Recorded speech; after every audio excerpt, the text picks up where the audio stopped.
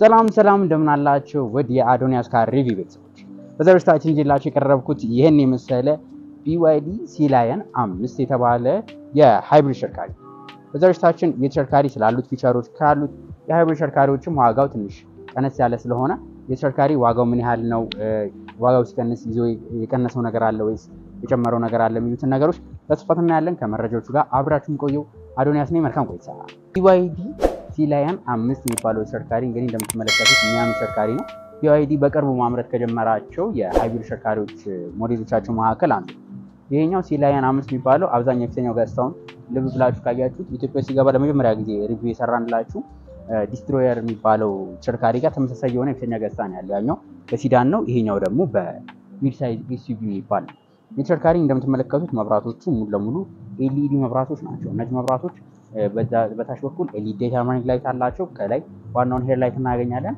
ይሄ እንደምትመለከቱት ደግሞ ክሮም ማቴሪያል ተጠቅሟል መኪናው ሞር ፕሪሚየም የሆነ ገጽታ እንዲኖረው ማለት ነው እዚህ ላይ BYD የሚለውን ሎጎ እናገኛለን ከስር እዚህ ጋር ካሜራውን እናገኛለን ፓርኪንግ ሴንሰሮችን እዚህ ላይ እናገኛቸዋለን ይሄ እንግዲህ የፊተኛው ገጽታው ያው ከአንዳንድ ነገሮችን ለመከላከል ይመስላል በዛ ያሉ ፕላስቲክ ማቴሪያሎች ተገጥመውለታል ከስር ራዳሮቹም ከመሬት ያለውም ከፍታ ደግሞ ጥሩ ነው በተለይ ራዳሩ ያሉት የክሩዝ ኮንትሮል እነሱ ነገሮች ያስጠቀመና ከመሬት ያለው ከፍታ ደግሞ ለእንደዚህ አይነት ተሽከርካሪ ጥሩ የሚባል መጥፎ የሚባል አይደለም ያን ያህል ከፍ ያለ አይደለም ነገር ግን ለከተማ ውስጥ መንገዶች ተመራጭ ያደርጋል መኪናው የጎን ገጽታ መጣበቅ ጊዜ የመኪናው የጎን ገጽታ እንደምትመለከቱት ሀሪፍ የሚባል ጥሩ የሚባል ገጽታ ነው ያለው እዚህ ጋር ሻርፕ አንግሎች እናገኛለን ይሄኛው እንግዲህ በዛና በዚህ የቻርጂንግ ፖርት እና የነዳጅ ምን ተቀዳበት አለ ይሄ ፕለጊን ሃይብሪድ ተሽከርካሪ ነው በዚህ ጋር እንደምትመለከቱት ቲንት አይደሉም እነዚህ መኪኖች ሙሉ ለሙሉ ቲንት የሚመጡ አይደሉም ነገር ግን ከፈልጋችሁ ከፍተኛው ቲንት ሌቭል ላይ ቲንት እንዲሆን ማድረግ ይችላልላችሁ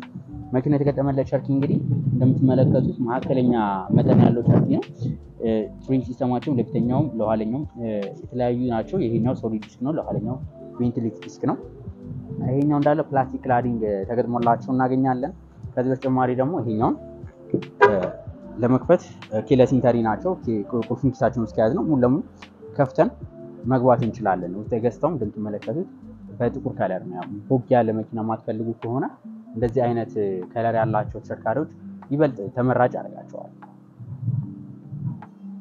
ወደ መኪናው የኋላ ገጽታ መጣበቅ ጊዜ መኪናው የኋላ ገጽታ ላይ እንደምትመለከቱት ላይ ስፖይለሩን እናገኛለን እዚህ ጋር የኋላ መስታወቶችን እናገኛለን BYD የሚለውን ጽሁፍ እዚህ ጋር እናገኛለን ይሄኛው ሃይብሪድ እንደሆነ ነው BYD መኪኖች ላይ DMI የሚል ጽሁፍ ካየን ሃይብሪድ እንደሆነ ነው እዚህ ጋር የኋላ ካሜራውን እናገኝ ሲሆን ፓርኪንግ ሴንሰሮችን እዚህ ጋር እናገኛቸዋለን ይህን ተሽከርካሪ እንግዲህ የኋላ ዕቃ መጫኛው እቺኛን ጫን እንለና ሙሉ ለሙሉ ኤሌክትሪካል አይደሉም ትንሽ ግፊት ይፈልጋሉ ያቺኛን በመናረግበት ጊዜ እዚህ ላይ ተለቅ ያለ ዕቃ ማስቀመጫ ቦታ እናገኛለን እንደምትመለከቱት በጣም ተለቅ ያለና ሰፋ ያለ ዕቃ ማስቀመጫ አለ ከስርም አለው በኋላ ላይ ዕቃ ማስቀመጫ ቦታዎች አሉት ይሄን በማንሳት ደግሞ ወደ ላይ ርዝመት ያለው ዕቃ ማስቀመጥ እንችላለን ይሄን ተሽከርካሪ ለመዝጋት የኋላ ዕቃ መጫኛው እሱን ሳብ እናደርግና ይሄ እንደዚህ አድርገን የኋላ ዕቃ መጫኛውን መዝጋት እንችላለን ወደ መኪናው ውስጥ ገጽታ በመገቡበት ጊዜ የተሽከርካሪ እንደዋጋው አይደለም ያለው ውስጥ ገጽታ በጣም ጥሩ የሚባል ነው ያሉት ነገሮች ሁሉ የሚያምር ውስጥ ገጽታ ነው ያሉት እንደ ሌሎች መኪኖች በጣም ፍላሽ የሆነ ከለር አይደለም ያለው ይሄኛው ሞር ዝም ወዳለ ከለር ነው የሚሄደው ይሄ በጥቁር ከለር ነው ነገር ግን ስላሉት ነገሮች እያንዳንዱ ከመውራታችሁ በፊት ለዚህ ቻናል አዲስ ከሆናችሁ በዚህ ቻናል ላይ በየቀኑ ማለት ይችላል አዳዲስ ሀገር ውስጥ የገቡ ተሽከርካሪዎችን ውጪ ላይ የተመረጡትን ሁሉንም መረጃ ይዘላችሁ ስለምንቀርብ ከመኪና ጋር የተገናኙ መረጃዎችን መከታተል ፈልጉ ከሆነ ሰብስክራይብ ያድርጉ እንዲሁ ቪዲዮ ሲለቀቅ በቶሎ እንዲደርሰው የደወል ምልክቱን ይጫኑ የተሽከርካሪ ውስጥ ገጽታው እንደምትመለከቱት በጣም ለየት ያለና የሚያምር ውስጥ ገጽታ ነው ያለው ብያችኋለሁ ሙሉ ለሙሉ በጥቁር ከለር ያላቸው ሲሆኑ እዚህ ጋር እንደምትመለከቱት ድራይቨር ዲስፕሌይ እናገኛለን ይህም ከሌሎቹ የBYD ምርት ከሆኑ ተሽከርካሪዎች ከተመሳሳይ የሆነ ድራይቨር ዲስፕሌይ ያለው መኪናው ምን ያህል ፍጥነት የተጓዘ እንደሆነ ምን ያህል ቻርጅ እንደቀረው በቀረን ቻርጅ ምን ያህል ኪሎ ሜትር መጓዝ እንደምንችል የሚሉትን ነገሮች በዚሁ ላይ መመልከት እንችላለን ከላይ የምትመለከቱት ኖርማል የሚለው የመኪናውን ድራይቭ ሞድ የሚገልጽልን ሲሆን EV ደግሞ መኪናው አሁን ከረንትሊ EV ሞድ ላይ እንዳለ በሃይብሪድ መንዳት እንችላለን ግን EV ሞድ ላይ እንዳለ የሚያሳየን ነው ከዛ በተጨማሪ ደግሞ መኪናው በምን ያህል አየር ጎማዎች እንዳለ እዚህ ላይ ያሳየናል ወደዚህ መጣበቅ ጊዜ እቺና ኤርቬንቷን እናገኛታለን ተሽከርካሪ ሄድ አፕ ዲስፕሌይ የለውም እንደምትመለከቱት ይሄኛው ጥሩ ከተባለ ሌዘር ማቴሪያል የተሰሩ ናቸው አብዛኛው ነገሮቻቸው መሪው ለምታገኙት የክሩዝ ኮንትሮል እናገኛለን በዚህ በኩል ደግሞ የኦዲዮ መቆጣጠሪያዎቹን እዚሁ ላይ ተገጥሞለት እናገኛለን። ወደዚህ መጣበት ጊዜ ይሄኛው የተገጠመለት ኢንፎቴመንት ስክሪን በሳይዙ ተለቅ ያለ ስክሪን ነው። ይሄንም እንደሌሎች የቢዋይዲ መኪኖች ሙሉ ለሙሉ ወደ ግራ ስንፈልግ ደግሞ ወደ ቀኝ ማድረግ እንችላለን። በቀላሉ በተኖቹን በመጫን ወደምንፈልገው አቅጣጫ እንዲሆን ማድረግ የምንችል ሲሆን ላዩ ላይም እንደምትመለከቱት የተለያዩ አለ። ቮይስ አሲስታንስ አለ። የስልክ የመኪናውን መቆጣጠር የምንችልበት አለ።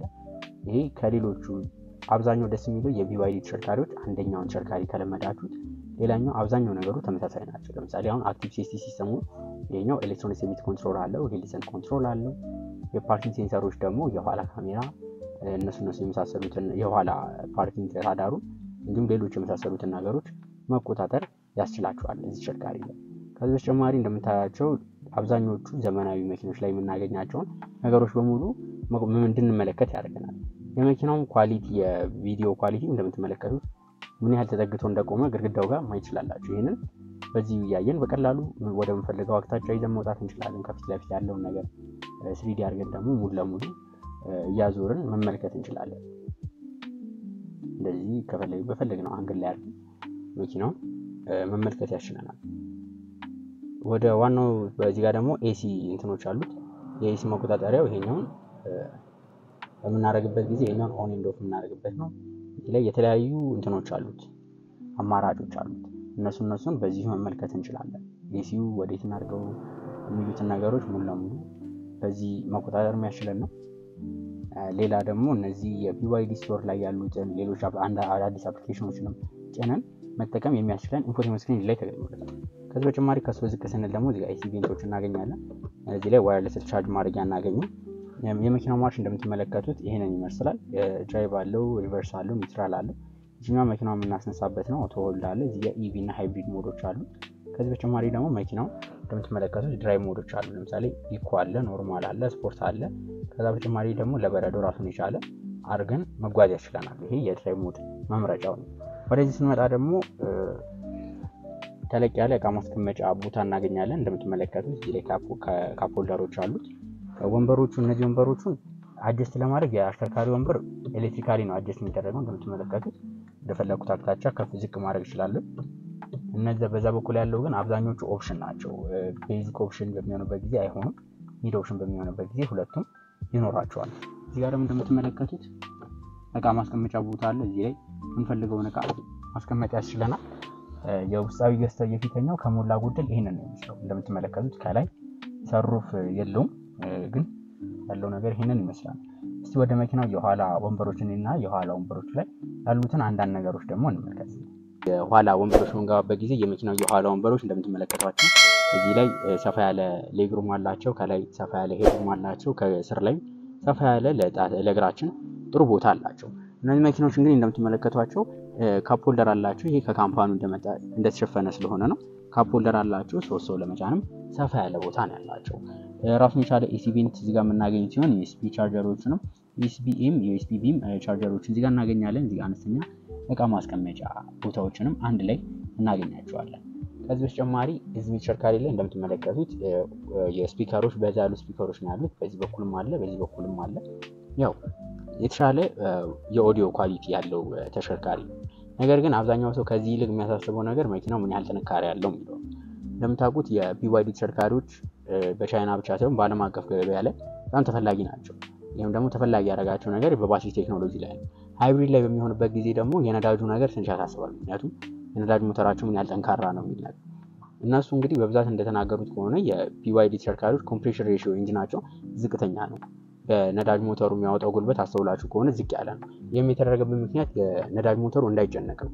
አንድ የነዳጅ ሞተር ደግሞ ካልተጨነቀ ረጅም ጊዜ ማገልገል እድሉ ረጅም ነው። ለዚህ ማሳያ ደግሞ እነ ዋን ዜድ የሚባሉ ተሽከርካሪዎች ማሳያ ናቸው።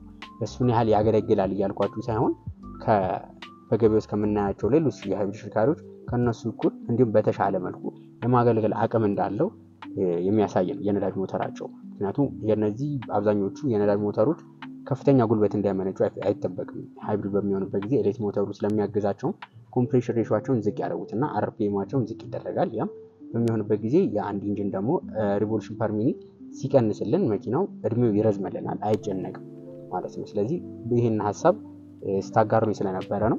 ይሄን መልስ ለመስጠት ያህል ነው። ያን ያህል የሚያሳስባችሁ አይሆንም ለማለት ነው። እስቲ ወደ ውጭ እንሂድና ደግሞ የተሽከርካሪ ላይ የተገጠመለትን ኢንጂን የመኪናው ዋጋ ስንት ነው፣ ስንት እየተሸጠ ነው የሚለውን ነገር እስቲ እንመልከት። ተሽከርካሪዎች እንደነገርኳችሁ ባለ 1.5 ሞተር አላቸው፣ የኤሌክትሪክ ባትሪ አላቸው። መኪኖቹ የተገጠመላቸው ባትሪ መኪኖቹ የሚሄዱበትን ኪሎ ሜትር ሬንጅ ይለያያል። አሁን ለምሳሌ የተሽከርካሪ ላይ የተገጠመለት ባትሪ መኪናውን እንዲጓዝ የሚያስችለው በኤሌክትሪክ ኃይል ብቻ 64፣ በአጠቃላይ የነዳጁንም የኤሌክትሪኩንም ደግሞ አንድ ላይ አድርገን እስከ 1600 ኪሎ ሜትር የመጓዝ አቅም እንዲኖሩ አድርጎታል። እነዚህ መኪኖች በአሁኑ ሰዓት ላይ በጣም ገበያ እየገቡ ያሉ ተሽከርካሪዎች ናቸው። ሰዎች እየጠየቋቸው እየገዟቸው የሚገኙ ተሽከርካሪዎች ናቸው። ገበያው የሚሸጡበት ጊዜ ፉል ኦፕሽን የሚባለው አለ፣ ፉል ኦፕሽን ያለው ነው አለ። ዛሬ ያየነው ይሄኛው ፉል ኦፕሽን ያለው ነው። እንዳየነው ሰሩፍ የለውም፣ ሌሎች ነገሮች የሉም። ስለዚህ የተሽከርካሪ እየተሸጠበት ያለው ዋጋ 7 ሚሊዮን ነው። ፉል ኦፕሽን በሚሆንበት ጊዜ ደግሞ ገበያውን ዞር ብላችሁ ስትመለከቱ እስከ 7 ሚሊዮን 400 ሺህ ብር ድረስ የሚጠሩ ተሽከርካሪዎች ናቸው። ለዛሬ ይዤላችሁ የቀረብኩት መረጃ ይሄንን ይመስል ነበር። ቪዲዮውን ከወዳችሁት ላይክ፣ ሌሎች ደግሞ ከመኪና ጋር የተገናኙ መረጃዎችን መከታተል ፈልጉ ከሆነ ሰብስክራይብ ያድርጉ። በቀጣይ ሌሎች ከመኪና ጋር በተገናኙ መረጃዎች እስከምንገናኝ ድረስ መልካም ሁሉ ተመኘሁ።